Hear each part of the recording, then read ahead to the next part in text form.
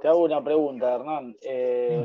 Este Power que vos tenés ahí, ¿lo vas a enviar para nosotros saquemos de ahí, vamos a estudiar o no? ¿O eso es algo que vos ¿Ya lo tienen presentás? o no? ¿No se los mandé? No, yo no. Está en el Drive. Está en el Ah, Drive. está en el Drive. Sí. Ah, no, Está en el Drive, sí, creo que en la unidad 4, sí. Ah, no, no O alcancé hoy a unidad ver. 3, la última unidad. En la 3, en la 3 es la última. Sí, sí, sí. Está bien, perfecto. Ahí está. Buenísimo. Bueno, no, yo no tengo problema. Pasa que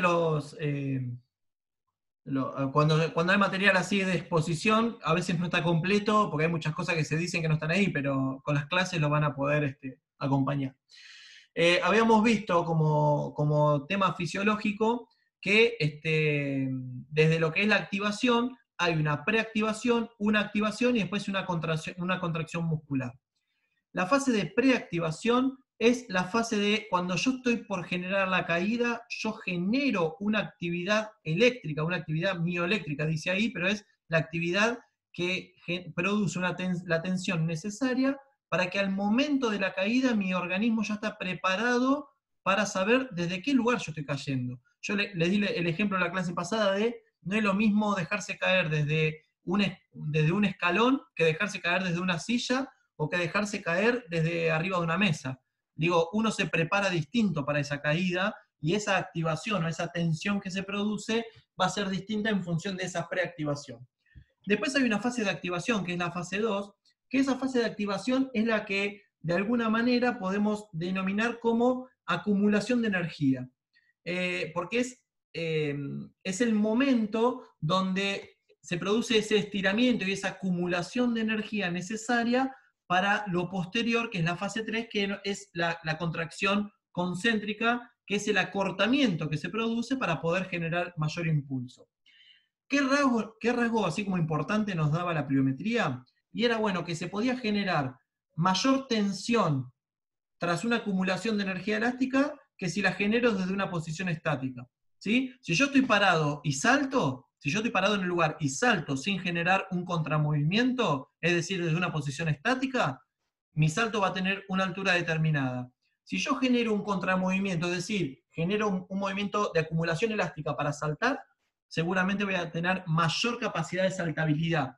Y eso es lo que produce lo que se denomina, en este caso, que es la pliometría. Pero hay algo que es importante en esa situación y es que hay una fase de transición, ¿sí? Hay un tiempo de transición y es la fase que existe entre el momento de estiramiento y acortamiento. Que esa fase de transición, si es un contramovimiento, es la capacidad de esa reacción que se produce, es el tiempo en el que yo estoy abajo, y si es saltabilidad es el tiempo que estoy en el piso, ¿sí? Para ejemplificarlo de la mejor manera. En este caso sería, fíjense acá de lo que hablamos con el tema de la preactivación. Yo me dejo caer desde esta altura, ¿sí? Todos van siguiendo el cursor ahí, ¿verdad? ¿Sí? Que estoy en el primer. Bien. Yo me dejo caer desde esta altura. Sí. Y mi ángulo de caída es de 150 grados, por ejemplo, que es apenas una semiflexión, seguramente mi capacidad de saltabilidad no va a ser tan importante, porque tal vez mi organismo estaba preparado para ir un poco más profundo desde la preactivación. Pero si yo genero poca profundidad, hay poco tiempo de transición porque apenas caigo salto, pero no hay suficiente acumulación de energía elástica. ¿Sí? En el último caso, fíjense que va más profundo, o sea, yo me dejo caer, voy más profundo, o sea que tengo mayor acumulación de energía elástica, porque voy más profundo, pero tengo poco tiempo de transición, mayor tiempo de transición, perdón. Ese mayor tiempo de transición, que es mayor tiempo hasta generar el acortamiento y generar el salto, eso también hace que, desde el punto de vista calórico, se queme esa energía elástica. Se quema esa energía elástica que se acumula cuando voy hacia abajo, si yo demoro mucho en saltar.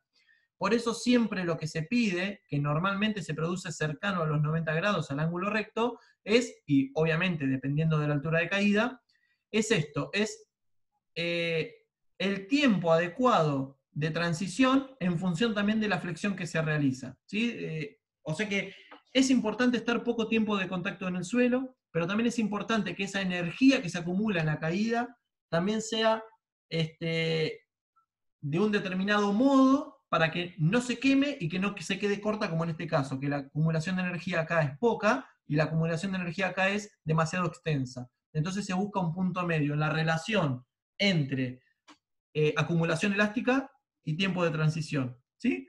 Palabras difíciles que aparecen, pero creo que son bastante simples de entender. Es acumulación elástica, es la acumulación que tengo en el movimiento excéntrico, es cuando estoy bajando. ¿Sí?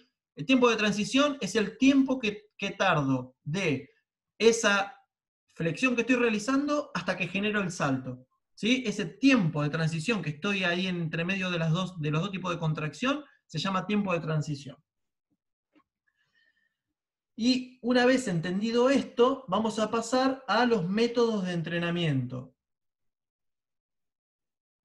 Que acá empieza algo que es interesante porque es cómo pasamos al campo, o a una clase de educación física, o a un entrenamiento con personas de tercera edad, o a un entrenamiento con niños, con jóvenes, o en el rendimiento deportivo, cuáles son las variables y los indicadores que tenemos de saltabilidad para entender de qué se trata la pliometría. Primero aparecen dos variables que se denominan como variables críticas de la pliometría, que son, uno, la carga de estiramiento, ¿sí? Que esta carga de estiramiento está determinada por el peso del deportista y por la altura de caída. Como les dije en el ejemplo de hace un rato, la altura de caída no es lo mismo dejarse caer desde un escalón que dejarse caer desde una mesa. Y el peso del deportista también influye, porque de acuerdo al peso del deportista, es también el tiempo de transición que se va a producir y la energía elástica también. Eso es carga, ¿está bien? Así que, si tenemos que hablar de intensidad y de carga en la pliometría, es el peso del deportista y la altura de caída. Son los dos rasgos que nos permiten definir la intensidad de esta actividad. Segundo, es la amplitud de movimiento. Esta es otra variable que la expliqué recién en este grafiquito anterior. En este gráfico expliqué lo de la amplitud de movimiento.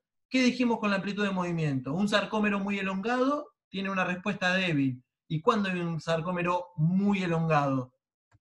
¿En cuál sería? ¿En la imagen 1, en la imagen 2 o en la imagen 3? En la 3.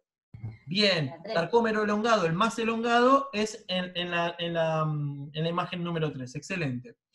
Un sarcómero en posición intermedia, que se denomina como posición ideal, es la cercana a los 90 grados, y un sarcómero muy acortado es una respuesta débil. Siempre esto igual depende de la altura de caída. Porque si yo me dejo caer desde un escalón, obviamente que mi posición intermedia, en este caso los 90 grados, no es la ideal. Tal vez si yo me dejo caer desde un escalón, la flexión no va a ser tan profunda. Entonces, todo depende de la altura de caída. Y después, esto que les dije que para mí es sumamente importante a la hora de hablar de pliometría, que es el tiempo de transición.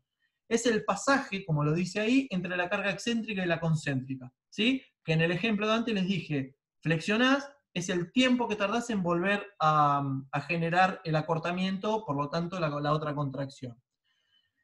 Lo que se recomienda en el tiempo de transición es hacerlo con la mayor velocidad posible. O sea, tiene que ser un gesto sumamente explosivo, corto contacto con el suelo, o sea, si es una caída y posterior saltabilidad, tiene que ser el menor tiempo de contacto posible en el suelo. Eso es importante porque eso se traslada después a lo que es los desplazamientos, a lo que son los cambios de dirección, a lo que es un freno y un arranque. Todo este tipo de actividad tiene una influencia muy importante en los cambios de dirección, o sea, en la agilidad del deportista.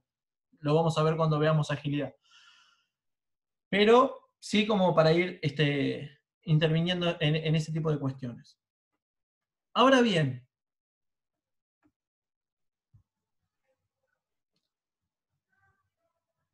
a ver, esperen que...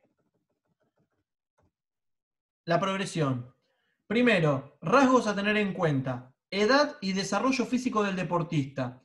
Esto quiere decir que un deportista nuevo, que un deportista joven, que un deportista de base no puede realizar trabajos pliométricos. No, todo lo contrario. Quiere decir que la pliometría se adapta a todos los tipos de entrenabilidad, a todos los niveles de entrenamiento, a todos los deportes, a todas las actividades, se adapta a la pliometría sin problemas. Después vamos a ver los niveles de pliometría. Los gestos mecánicos y las técnicas involucradas.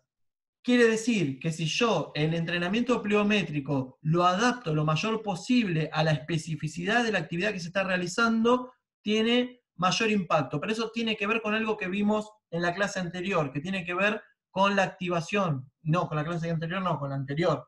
Con la adaptación neural, ¿sí? La pliometría tiene mucho de adaptación neural. Entonces, es importante, desde el punto de vista de lo mecánico, las técnicas involucradas, lo neural, porque es lo que genera movimientos sincrónicos, sinérgicos, ¿sí? Entonces, ahí es como importante desde ese punto de vista. Bueno, a ver, nos queda menos de un minuto, nos perdimos mucho en la charla de trabajo práctico, así que cortamos y retomamos, así